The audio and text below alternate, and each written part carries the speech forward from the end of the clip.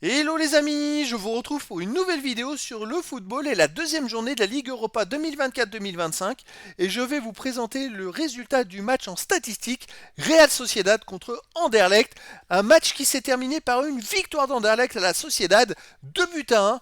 Alors c'est une petite surprise dans cette vidéo, on va revenir sur les buteurs de cette rencontre mais surtout sur les statistiques des deux équipes qu'on va décortiquer pour essayer de comprendre le déroulé de ce match et on terminera la vidéo par les prochains adversaires pour ces deux équipes dans cette Ligue Europa.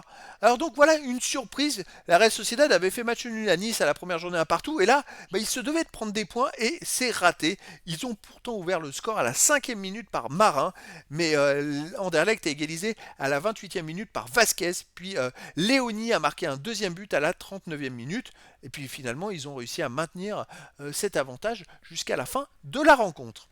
Alors au niveau des statistiques, la Real Sociedad a eu 57% de possession de balle à 43%. Donc ils ont dominé 531 passes tentées à 415, 464 passes réussies à 354, 87% de passes réussies à 85%. Un jeu collectif un peu plus fort, on va dire, côté Real Sociedad. Les occasions 14-11 pour la Real Sociedad, 20 tirs à 15, 4 tirs cadrés à 3. Par contre, effectivement, ils ont plus de tirs. Ils ont cadré un peu plus, mais c'est trop faible en termes de tirs cadrés. C'est-à-dire qu'Anderlecht a mis 2 buts en 3 tirs cadrés. C'est quand même, ça arrive, hein, c'est le foot. Hein. Tandis que la Real Sociedad a tiré 20 fois, ils en ont cadré 4, ils en ont mis 15. Ils en auraient cadré 8, ils en auraient marqué peut-être plus. Les tirs contrés 6-4 pour la Real Sociedad, les poteaux 1-0 pour la Real Sociedad, les hors-jeux 1-0 pour la Real Sociedad.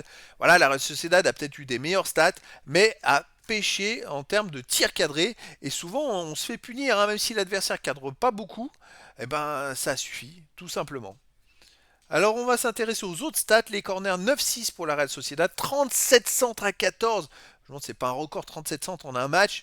5 interceptions pour la Real Sociedad, 10 pour Anderlecht, donc c'est Anderlecht devant. Les tacles 25-18 pour la Real Sociedad. Les duels gagnés 55 à 50 pour Anderlecht. Les arrêts 3 pour Anderlecht. Voilà, ça se joue à rien. Les fautes 12-7 pour la Real Sociedad et les jaunes 2-1 pour Anderlecht. Il n'y a pas eu grand-chose entre ces deux équipes, si ce n'est qu'Anderlecht a mis ses tirs, a eu plus de réussite malgré le peu de tirs cadrés. Et donc finalement, la Real Sociedad peut s'en prendre qu'à elle-même. Elle a peut-être dominé le match dans quasiment tous les compartiments du jeu, mais elle n'a pas été assez efficace devant le but.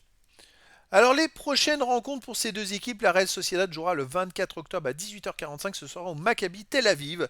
Là, ils n'auront pas d'autre choix que d'essayer de prendre des points. Il faut les 3 points de la victoire parce que là, ils ont pris qu'un point en 2 matchs et c'est pas assez.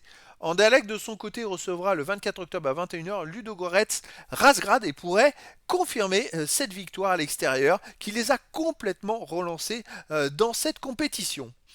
Donc voilà les amis, eh bien, écoutez, c'était la présentation en statistique du résultat du match Real Sociedad Anderlecht, un match de la deuxième journée de la Ligue Europa 2024-2025 et qui s'est terminé par la victoire d'Anderlecht 2 buts à 1 à l'extérieur. Voilà les amis, je vous dis à très bientôt pour une nouvelle vidéo.